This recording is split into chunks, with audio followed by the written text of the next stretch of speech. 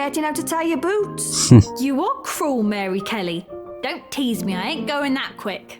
It were only the other day I read to you. Now look at you. Oh, I'm so proud, Kitty. You're starting to sound like my aunt. You ain't that much older than me. Have you told her? I sent her a letter. I even wrote it all by myself. She was so impressed. You really are the sweetest soul that ever lived, Kitty Whitlock. And there's another thing, some news. I'm going to Essex. What? Why? My aunt lives in Chelmsford. She's a governess. When I wrote to her last, she said she was so proud of me writings that she'd love to teach me. Oh, Kitty! Congratulations! I won't lie to you. Your leaving is going to change the face of Whitechapel for years to come.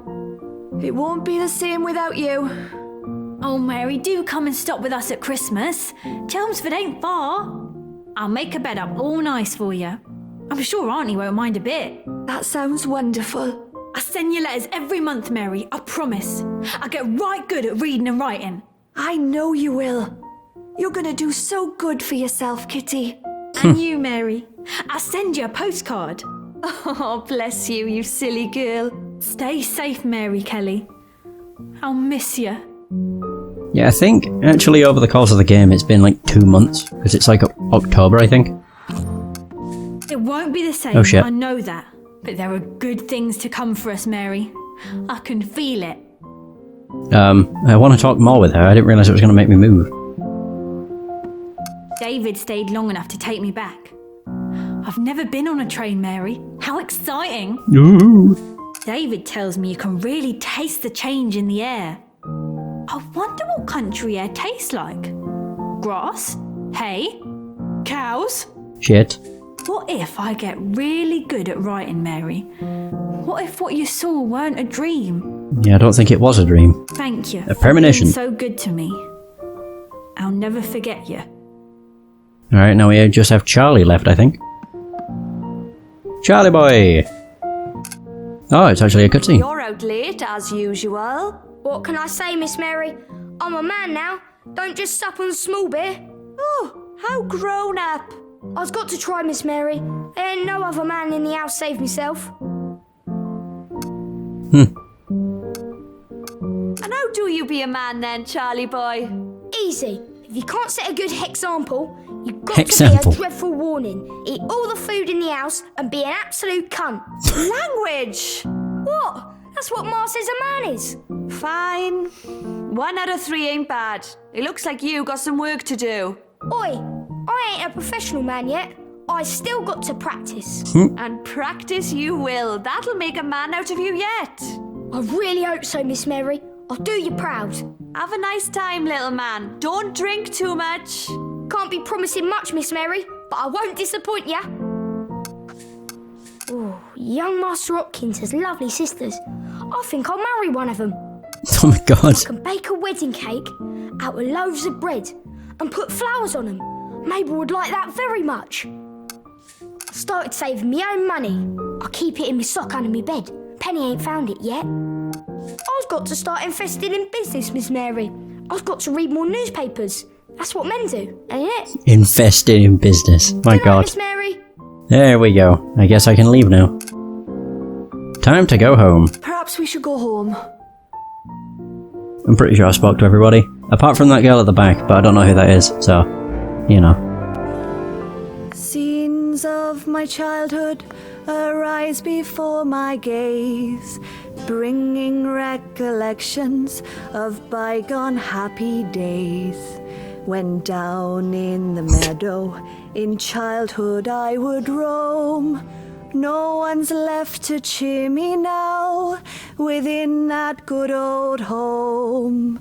Father and mother, they have passed away.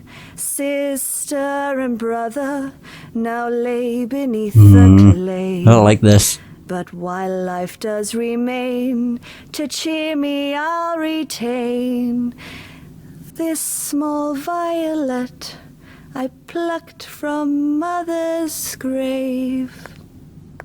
Okay, never mind. I thought something bad was going to happen. Oh. Can't help singing, missus. Care to join me in a verse? No, thank you. Fair enough. You're to see someone? Thought I'd come by and see how you are. Oh, bless your heart. Come in. No, it's just, I don't know, the cutscene just Never made it thought seem I'd like see my something was baby going to happen. again. I always hoped, though. No fucking chance I get any shut-eye tonight. What are you doing? You dropped something? No. It's her. Wait. What? This didn't happen with the rest of them. Is it because you're the last? You're not like the others. But none of them were murdering whores.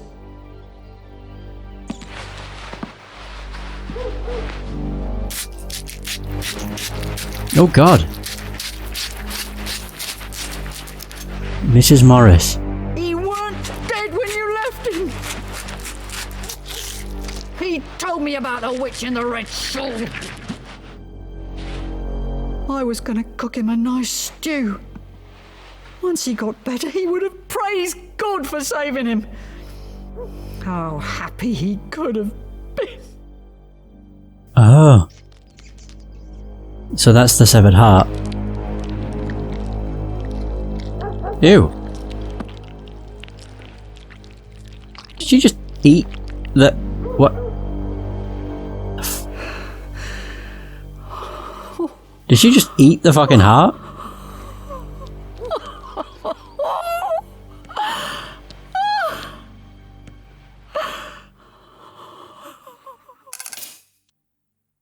What the hell?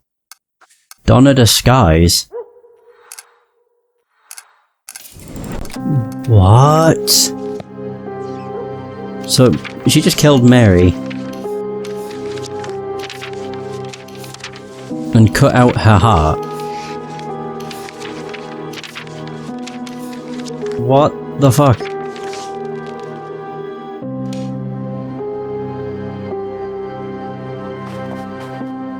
Okay, I guess that's it. So Mary died. Donna Disguise. She looks nothing like her.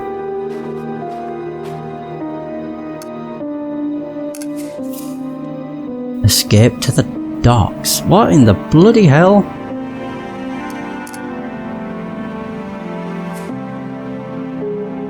I'm just confused. Oh, frame rate. Mary, where are you off to in such a hurry? Fancy a drink? No, thank you. Yeah, that sounded like her. What? So do people see her as Mary? I'll sound this. We moved with haste through a labyrinth of narrow streets, till at last we came upon the preacher's lair. Really, Du Lac, must you? How funny. Our bellies are not long filled. Surely your mood cannot have soured so quickly. It's not that. Then what is it? Mary, Oh, and the day was ending so well. something isn't right. We must find her. Now? Yes, now. It is late. Du Lac. Fine.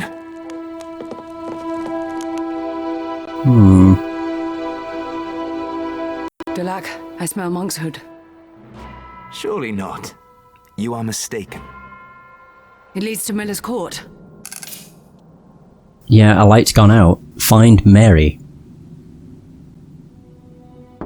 Miss Kelly, are you there? I can see the fire still burns. Perhaps sleep overtook her. Mary? Is he gonna sit? Yep. Du Lac? What is it? What's wrong? She's dead. Let me see! You do not want to see this. No, not her, not her, not her! I do not understand. We stopped him. He was dead. We saw. Who has done this? Mrs. Morris. We abandoned her! Fey! Where are you going? Come back! She's following the smell. of monkshood. Can't believe it was Miss Morris. Ah, it makes sense as well. She did say she treats all kinds of people. Not all kinds of women. There we go. Found her. Mary? Nope. It's like the world's singing to me. There's such power. You. I can hear you properly now. I don't understand. We killed him, Mary said so. She touched him and saw it. He caught me that night when I went out for the kidney. I tried to explain it was to cure him of his sickness. That something done out of love can't be bad. He said I had the devil in me. I always had. There were others worse, though, because they knew the word of God and perverted it. Fey! What is this? It's her, Du Lac. All of it. She was using the arcane to aid her brother, then took the power for herself once he was dead. Her face. I've got back what was taken from me. My life. Women have died! They have. And I don't pity them. Those Carface bitches is the reason I was locked away. 10 years in that hell. Did they come and see me after I was out? Say they were sorry? All the ones I'd fixed! Nothing! Oh. Mary was my friend. Then do not let her sacrifice be in vain. Wait. Oh, we're fighting her.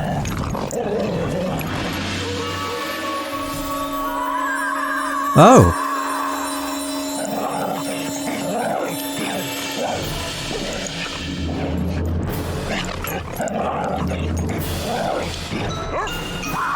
Ooh.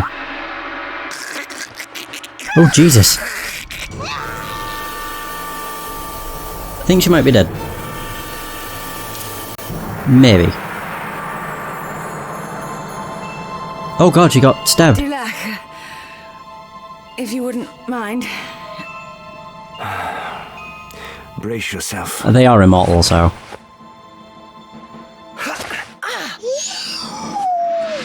Oof. Oh shit. Oh god. Murder! Somebody call the police! The Ripper! He's real! I've seen him! Oh shit. We need to get from the docks at once. Bring her. Oh my god. The fucking top hat as well. That was really quite good. Oh, this is the epilogue. The path chosen. So Mary died. Why? Whoa, what the fuck? Read the newspaper, throw it into the fire. Read it. The Ripper strikes again. Oh boy, we have a lot of shit. Wait. So, okay, we have a lot of stuff. Schweppes. Mineral waters. Whitechapel murders, 8 and 12 months. We published the following complete list up to date of the murders which have been committed in the last 12 months in the completely narrow area of the East End. The first two do not appear to have been by the same hand as the last 6. The murderers are still at large. Number 1 impaled with an iron spike. The first of the so-called Whitechapel murders took place at Christmas, when an unknown woman was found murdered near Osborne Street, Whitechapel. How she came by her death no one could say, but a certain grim horror distinguished it from ordinary murders by the fact that an iron stake was thrust into her person. It is necessary to mention this because in the lists that appear in the morning papers she is often confused with the victim of Easter Tuesday, Emma Smith, who did not meet her end this way, but by the repeated outrage of the worst kind. Okay. Number 2. Outraged to death by a gang. On Easter Tuesday, Emma Smith, unfortunate, was passing Whitechapel Church at 1:30 in the morning when she was accosted by some men who seized her money and then outraged her in succession. She was picked up, dying, but lived long enough to tell her story. The gang seemed to have been animated by plunder and passion. They stayed long enough to kill the woman by every imaginable atrocity, but not one of them has been identified.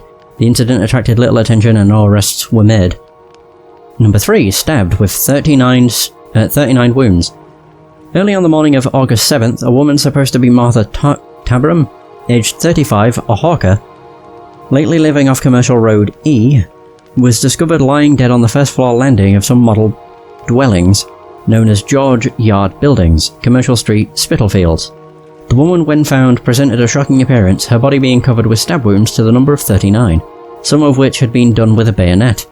How the body came to be there is a mystery, which, as yet, has not been solved. It is a singular coincidence that the murder was committed on a bank holiday night, and it is almost identical with another murder which was perpetrated near the same spot on the night of the previous bank holiday. The police said that the coroner would endeavour to bring home the crime of the guilty party, or to the guilty party. No one was arrested for this crime, and it also passed unnoticed. Right, so this is number 4. There's a lot. The first disembowelment. Early in the morning of September 1st, Mary Ann Nichols was murdered under circumstances on a most revolting character in Bucks Row, Whitechapel Road. The body was found lying on the footpath against the gates of the yard. Police Constable Neal was walking along Bucks Row between 4 and half past in the morning, when he noticed the body on the footpath. After a brief examination revealed the fact of her murder, her throat was cut from ear to ear and her body had been ripped up from her abdomen almost to the breastbone, while a second cut gashed the left thigh.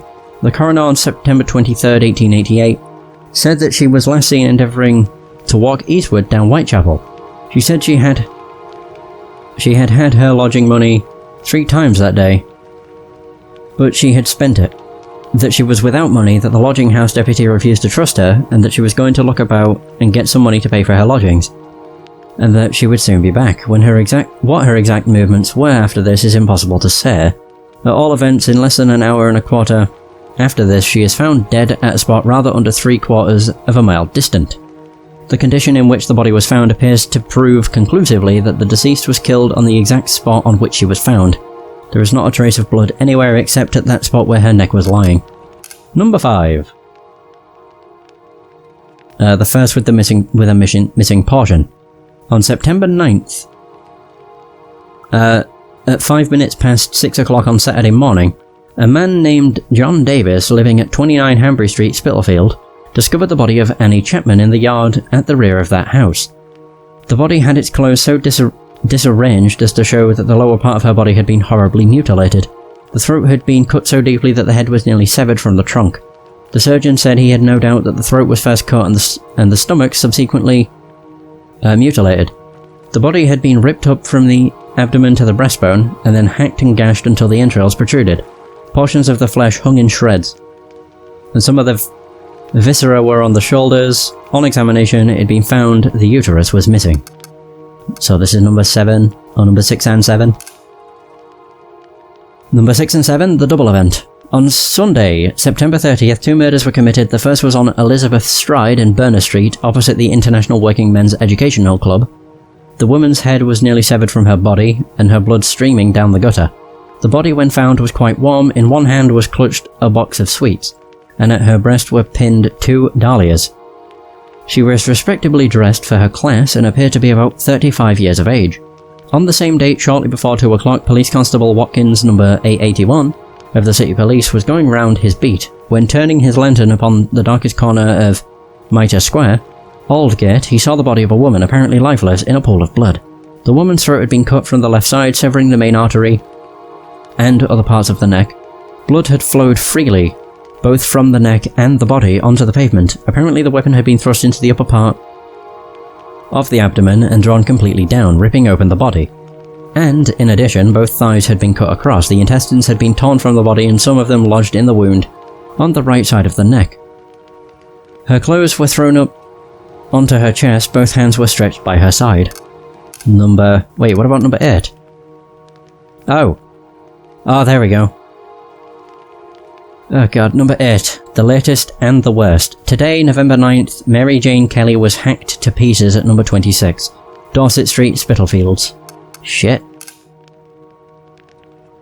So, the Ripper strikes again, another shocking murder. A story of unparalleled atrocity. Okay. Whitechapel residents again woke this morning to the news that yet another ferocious murder had been perpetrated beneath their very noses, this time at number 26 Dorset Street, Spitalfields, which is a mere 200 yards distant from 35 Hanbury Street, where the unfortunate woman, Mary Ann Nichols, was so foully murdered. This is now the 7th crime of the kind which has occurred in this immediate neighbourhood, and the character of the mutilations leaves very little doubt that the murderer is, in this instance, the same person who has committed the previous, with which the public are fully acquainted. The victim. The victim, known locally by many names, but known to landlord John McCarthy as Mary Jane Kelly, was about 24 years of age, and who was considered a good-looking young woman of fair and fresh-coloured complexion, was considered by friends to have an education above those of other unfortunates. Despite this, it is believed that Mary Jane Kelly sought to supplement her income on the streets, and it is reported that she was often seen in the company of various men, either at local public houses or in the yard of Miller's Court, where she lodged. McCarthy reported that Kelly had been sharing her lodging in recent months with a man by the name of Barnett, though due to circumstances that could not yet be ascertained. The couple had split, leaving Kelly with the burden of her rent arrears, which, at the time of her death, had amounted to a total of 30s. Okay. A gruesome discovery. At around 10 o'clock this morning, having not seen Kelly, McCarthy sent an employee, John Bauer, to collect the rent from number 13. Bauer did as instructed and knocked on the door of Kelly's residence, but received no answer. He found the door to be locked from the outside, and instead sought out a pane of glass he knew to have been broken in a previous altercation with Barnett. He put his hand through the aperture and pulled aside the curtain while covering it, revealing the shocking scene which lay within. From his vantage point, Bauer could see Kelly lying naked and mutilated on the bed, life entirely absent, for she failed to respond. Without seeking to gain access to the room, Bauer returned to his employer and informed him of the wretched discovery. After confirming for himself that what Bauer said was true, McCarthy dispatched the man to Commercial Street Police Station, where officers were soon on hand to offer assistance. Dr. Phillips, the Divisional Surgeon of the police, and Superintendent Arnold were also sent for. In short time, both Sir Charles Warren and Inspector Aberline were informed and at the scene. Jesus. A scene from hell. A horrible and sickening sight presented itself to those who gained access to the squalid room. The woman lay on her back on the bed, entirely naked save for a blood-stained chemist. Her throat had been cut from ear to ear, right down to the spinal column. Like those before her, her abdomen had been emptied of its contents and the viscera scattered about the place.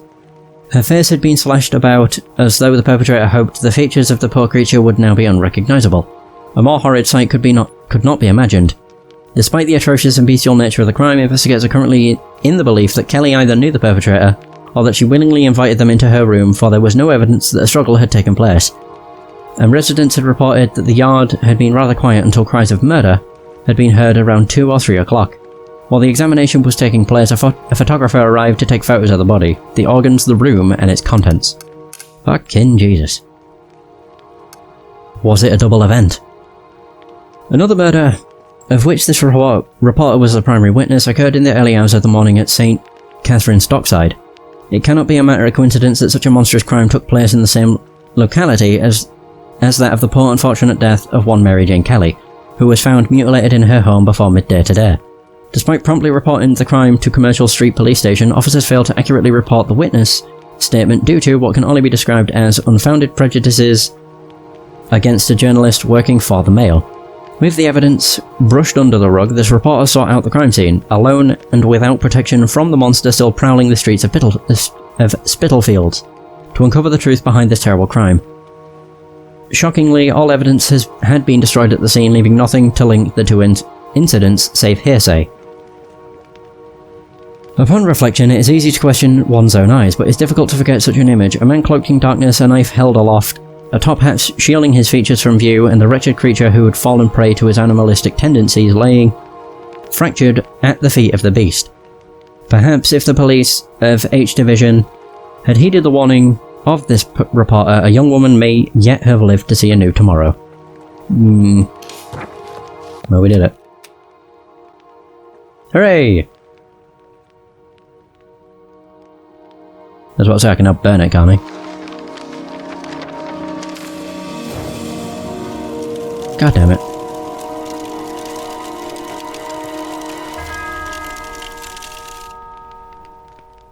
Du Lac. Oh, Du Lac even. God. Throw the hat into the fire.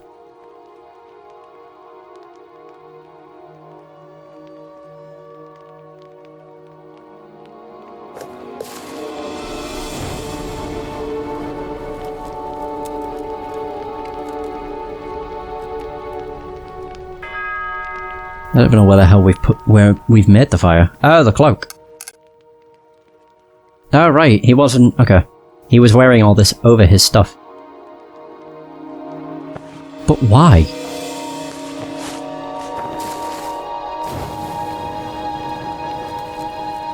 Very confusing. Is that everything? The hat? Cloak? Yeah, it should be. The body? Leech's surgeon friend was most grateful, although upset to relinquish this.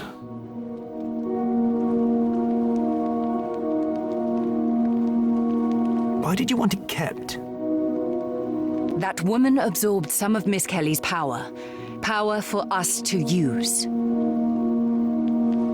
To undo my wrongdoing. I will not lie. This unnatural life. It is a reminder of the pain and cruelty from whence I was born. It is surely tempting to end it, and to be no more. One day, mayhap, that will be my choice. But today is not that day, my lady.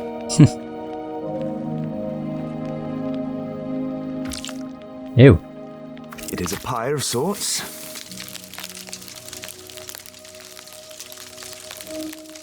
Ah, I could find only damp kindling.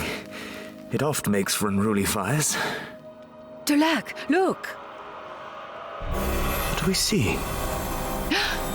I can only think it is a vestige of Miss Kelly's power being released. Merlin. Where is this? I recognize the forest. It is Camelot. He is injured. After our fight, he was weakened. What is happening? No! It cannot be! It was Nimue. From the very beginning. But we asked the demon to show us Merlin. The runes. Oh, she must have found a way to shield his location, but not the act itself. It was only my question that was wrong, Du Lac. So we were led to London instead. How much more am I to lose? Everything. But me.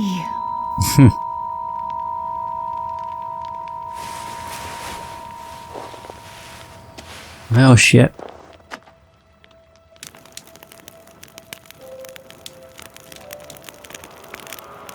And that's it, I think. There it is! That was a lot longer than I thought, because it's been nearly 4 hours. I think the reason it took me longer than playthroughs I'd seen on YouTube is because I read everything. Yeah, and, you know, the reading of stuff takes quite a while when it's a fair bit of text. I mean, to be fair, I think I finished... well, I got to the part with the newspaper about 3.5 hours. So it took me 10 minutes to read everything there. I'm not the fastest of readers, and I also do make a few mess-ups. That was a good game. I enjoyed that. I really enjoyed that. The only few issues were animations looked a bit stiff at points and just really odd. And performance was a bit strange in certain areas. I mean, if the game consistently played like shit, I would probably put it down to, you know, the fact it's like my computer or something. But it's the fact it was playing at 60 everywhere except for where the church was. Only there was when it was absolutely awful. And so I apologise for it being, you know, slightly crappy performance, but whatever. Wasn't consistent, so it's fine. But no, I did enjoy that. The voice talent was really good, and it was incredibly well written. Everything was. Sound cuts. Additional audio editing by Sound Cuts and Henry Fluid. I don't know if there's anything after the credits. if I press escape? Poof. Oops. Oh, it just gives me a pause menu. I can safely say I did not expect this to take 4 hours. Nearly 4 hours. Had I known, I could have probably split it into 2 sessions, but oh well. I really wanted to finish the game, and I didn't know how long was left. Can't believe it. Mrs. Morris. So the first person we actually questioned when it came to the monk's hood was the culprit all along. But she made up some bloody excuse because she's like, I help people, I need this, when it was all a ruse. So she was the one that was killing everybody. All the people she was helping, she killed. I think the helping was just a ruse to get close to them, and then she would kill them. Maybe. Seems that way. Although it doesn't explain why they would be killed in such strange areas. Like the footpath. A men's educational working yard or whatever it was called. Trying to think where the other one was. Because Mary Kelly's, it's the ones you'd expect to see. If it was Mrs. Morris the entire time, you would expect their deaths to be inside of their house. But it wasn't. Only hers. Jack the Ripper casebook. Nice. That was pretty cool at the end, where it showed Du Lac in the image of Jack the Ripper. Yeah, it was a very nice touch. Teen babies! Alice and is that Maxime? Don't actually know how you say that. I will admit, it's not as... I don't really know the words to say. It's definitely a point-and-click adventure game, but there's a lot less emphasis on, I don't even know if you could say exploring, because they don't really... Oh, Mary Jane Kelly. No, they don't really... Point-and-clicks don't really have exploration, but there wasn't a lot of things you could examine. It was just a lot of dialogue, really. The only optional things you could do with the game was just repeatedly talk to people and get little tidbits. But there we go. The game is finished. I really enjoyed that. I did indeed. And it was probably just over 8 hours. Which is pretty good. And I didn't encounter any errors. Or, crashes or save bugs. So they certainly fixed it. Which I'm very glad about. But either way, that is going to be the end of Dance of Death, Du Lac and Fey. Thanks so much for watching. I hope you have enjoyed this adventure. And until next time, take care.